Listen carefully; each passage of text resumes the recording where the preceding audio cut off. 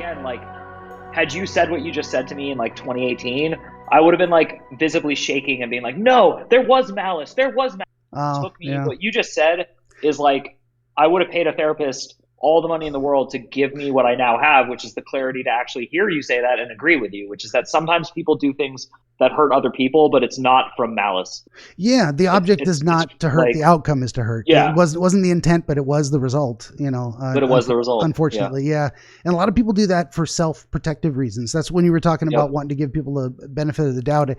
I would truly love to believe there is no real evil in the world. There's just broken people making bad decisions. And then I've seen some people that just seem to enjoy causing pain. And I'm like, I don't know if you can be that broken without having something deeper than psychology can fix or medication or whatever. There's just, yeah. Well, I've gotten into this before. I don't know who I was talking to about this, but the metaphors of the different types of movie monsters that keep coming back, vampires, werewolves, zombies, and why for centuries, and going back to way old, vampire mythologies go back like 2,000 years or more. You know, it reminds me of an anime that I saw recently, within the last couple of years, Shinsekai Yori, I think is what it's called. And it's translates to from the New World. So we go into this post-apocalyptic, but society has settled down into more agrarian, and without any spoilers, all kids are born with psychic powers. And this is like a new thing in human evolution after all these centuries have gone by. And there are two ways that the psychic powers can go wrong.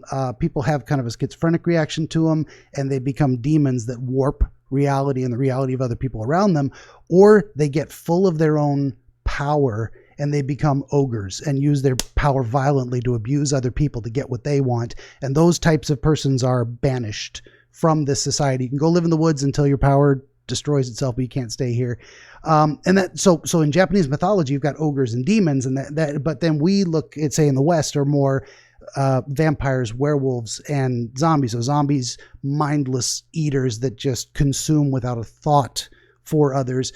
But vampires, which are more feeding on other people psychically, financial abuse or other things. And then the werewolf is more of the humanistic expression of our animal nature of when is this person going to start barking at the moon and bite me.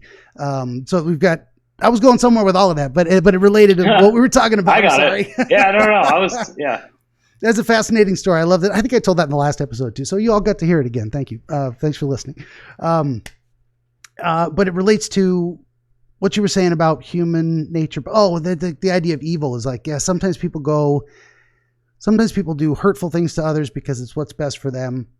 And it's not intended to hurt you, even if it does. Sorry, it's not you, it's me. I got to go. Well, that person, that relationship is hurt, but this person couldn't stay and be happy. So there's that, but no one's at fault necessarily. Then there's the other people who are like, I just like to see you hurt. Show me how much you can hurt. I'm going to stick around and make it worse. Oh, that's awful. So at least you're not dealing with that situation. That's malicious people. It's a whole nother story.